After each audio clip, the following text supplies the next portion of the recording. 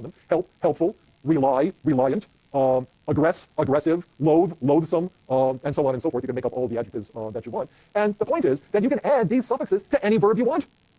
Okay? There's nothing about language that there's nothing about the English language that really constrains which of these suffixes you're going to add to a verb to create various adjectives. So, for example, you could just as easily have in English a derived adjective helpworthy that's attributed to the patient, not to the agent. That's a perfectly good English word. It's not in the dictionary, but it's a perfectly good English word. Ted charms Paul. You could have a derived adjective charmable that's attributed to the experiencer. Perfectly good. We have other kinds of able words. We just don't happen to have charmable. Okay. Ted likes Paul. We could have an adjective called likeful. Okay. That's attributed to the experiencer. So Ted likes Paul because Paul's likeful. Right? Or Ted's likeful, right? Or we have Ted loathes Paul, okay? Not because Paul is loathsome, but because Ted is loathful. He's somebody who's full of loathing. Now again, you don't have these words in English, but now that I pointed out the possibility to you, you will go home tonight and start using words like this, okay? Guaranteed. He's a very loathful person, meaning he loathes a lot of, meaning that he loathes a lot of people. Okay, so the point here is that there's nothing about English as a language that constrains our way of thinking. Rather, Brown and Fish argue that we have chosen various derived adjectives because that's the way we think. This is not a Worfian result. In fact, it is probably a contra-Worfian result. Okay, so English has the ability to create derived adjectives that are attributable to either party, to the stimulus or the experiencer, to the agent or the patient. It just doesn't do it. In English, we tend to have derived adjectives that are attributed to the agent rather than the patient by a ratio of about 18 to 1, and we tend to have derived adjectives that are attributed to the stimulus rather than the experiencer by a ratio of about 14 to 1. And Brown and Fish argue that the reason we do this to language is because we think this way. Thought is constraining language, not the other way around. The reason we don't have verbs, adjectives like helpable, okay, or loathful is because we don't think that way. Okay, so we just haven't derived the right kind of language. So here you have another set of principles, another set of rules that seem to shape the causal attributions we make. Something that is not entertained by the covariation calculus, something that goes beyond the kinds of concrete causal theories that are reflected in what Kelly calls the causal schemata. But here we do have something about language that seems to reflect how we think about causation. When we think about actions, we tend to think about the agent, not the patient, as being responsible for these things. When we think about mental states, we tend to think about the stimulus rather than the experiencer as being responsible for these things. Okay, so that's the general idea, and I just think this is a great result. Usually in social cognition, when we talk about language, all we can really talk about is the 17,954 adjectives we have in English for discriminating between people in terms of their behavioral traits or their mental states or something like that. Here you've got something closer to real language. Okay, something that a linguist would actually identify as being a linguistically interesting proposition. And it's, of course, what's very interesting about it is that the whole basis of this comes from Charles Fillmore, who is our colleague and teacher here at Berkeley. Okay. Yes.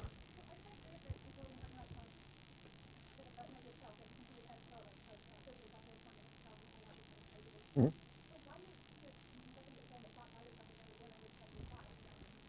Well, there might very well be a recursive relationship, okay? It might very well be that we think about this, and so we constructed our language in a particular way, and the language reinforces the way we think. You could probably save the Sapir-Whorf hypothesis in this instance that way. But in the end, certainly Sapir and Whorf didn't think about this as a recursive way of thinking about it. They thought about this as language, the structure of language causing thought to be structured in a particular way. The idea that these things feed on each other, I think, seems like a perfectly reasonable thing to do. It's just what's interesting about it is that over the 1,000 years of the evolution of English, it has not evolved words like trustful. But it has evolved words like trustworthy, okay, things like that. So, I mean, it's just not something that's happened, okay? So here, if you want to think about which came first, if you want to play the chicken and the egg problem here, it turns out not to be anything about English as a language that forces us to think this way. It seems to be that we've selected our language to express the thoughts we've got, right? So that's the kind of battle that's being waged here. Well, you know me, I like things that go in circles, right? So your alternative is one that appeals to me a great deal. I don't know how we would test that, except maybe through the procedures of something like historical linguistics.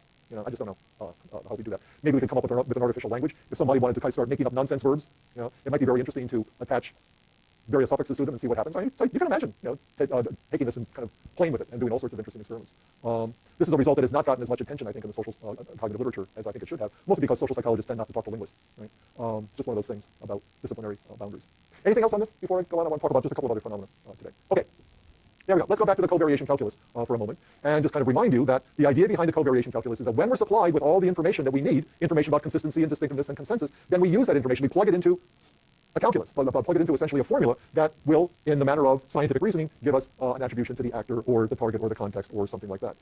The covariation calculus is one of a class of theories about social behavior, and for that matter, social cognition, that usually gets subsumed under the label of normative rationality. Kelly begins precisely with the idea that the everyday person in the ordinary course of everyday living is behaving like a naive scientist who designs controlled experiments and takes account of compounding variables and does something like a statistical analysis of the data so you can find out whether an effect is varying with the target or the actor or the context or whatever, and then comes to logical conclusions about, in this case, what causes what, given various kinds of premises. The covariation calculus is a precisely rational way of going about making causal attributions. If you were going to design a creature from the beginning to engage in causal explanation, you'd build in something like this formula with it. It is, in fact, an algorithm. It is a procedure that is guaranteed to give the correct results if you apply it properly. And if you, I mean, that's when you think about the output of the covariation calculus, it's exactly the way you'd think it ought to work. However, it turns out that there are lots of problems with this idea that when we think and reason, we apply algorithms. You're all familiar with these, I think, probably from your earlier courses, but sometimes we don't know what the algorithm is.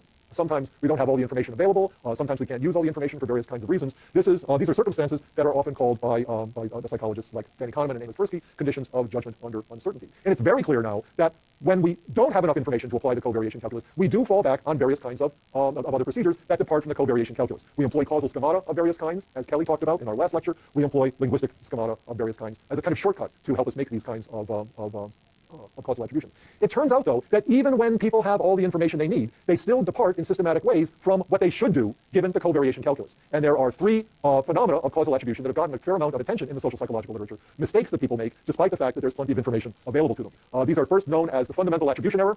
The fundamental attribution error consists of overestimating the role of personal factors, like trait dispositions, in causing behavior, and underestimating the role of environmental factors, like situational constraints and things like that. So, put briefly, in the fundamental attribution error, we tend to attribute a person's behavior to the person rather than the situation.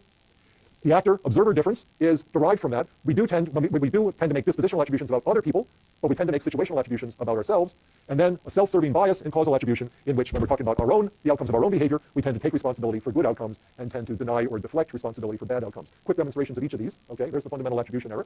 This is an classic experiment in social psychology on what's known as attitude attribution by Edward Jones. Subjects were simply asked to read essays on various topics and then make inferences from the essays about what the authors of the essays really believed.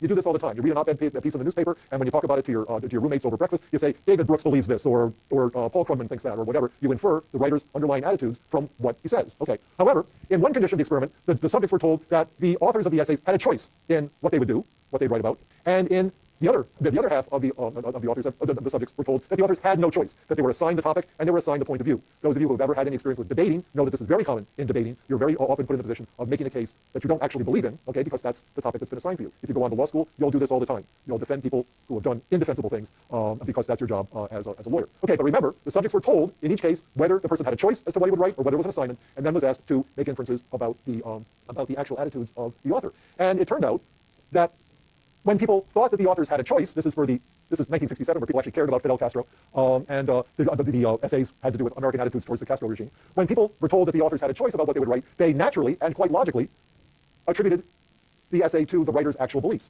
But they did the same thing even when they were told that the authors had no choice about the essay they would write. Okay, so here is the fundamental attribution error. In fact, what controlled the writer's behavior in this case was something about the situation. They were assigned the topic and they were assigned the point of view. But even so, people ignored the information about situational factors and made an attribution to the person's disposition. You can see this also in the MacArthur study that I showed you before. You'll remember that one of the conditions in Leslie MacArthur's study was a control condition in which she simply gave people sentences like "John laughed at the comedian" with no consensus, consistency, or distinctiveness information, and asked them why. And it turned out that people in this control condition tended to make inferences that John laughed at the comedian because it's something about John, okay, rather than something about the situation. With no information, people should have behaved randomly. They should have given the actor, the target, the situation, and all the other combinations equal causal rating, but they didn't. They tended to attribute behavior to the actor. Okay. So again, these are just examples of the fundamental attribution error. Skip over this. Okay.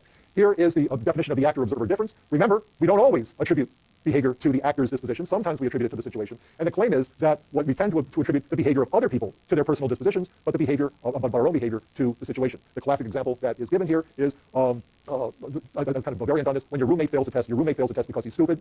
When you fail a test, you fail a test because the exam was too hard.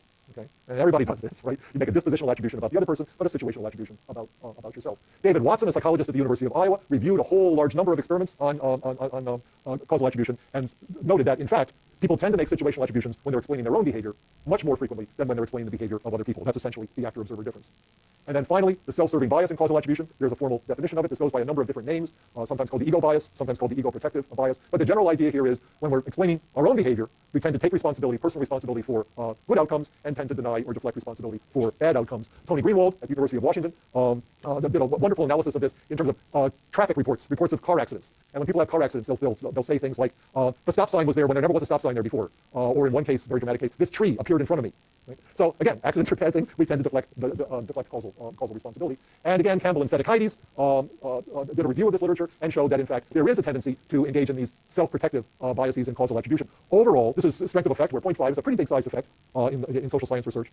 People tend to attribute negative outcomes to the situation, positive outcomes to themselves. This is especially the case when the domain is important, when the domain is threatening self-esteem, when the task is difficult, or when there's a lot of focus on the self. So again, conditions where there's a lot of threat to self-esteem especially tend to invoke the self-other difference in causal attribution. Okay, so again, just to bring this to an end, we do tend to use something like the covariation calculus when we can. When we can't, we fall back on other kinds of principles, like causal schemata and linguistic schemata. But even when we've got all the information we need, still, our causal attributions tend to be biased in various predictable ways. We tend to make the fundamental attribution error of attributing a person's behavior to his personal dispositions rather than to the situation. We do that especially for other people, okay? And for ourselves, we tend to make situational attributions about behaviors that involve negative kinds of outcomes. These are all departures from the covariation calculus, and they're all departures from the precepts of normative rationality. The question is, what do we make of this? And I'll discuss that on Wednesday. Thank you very much.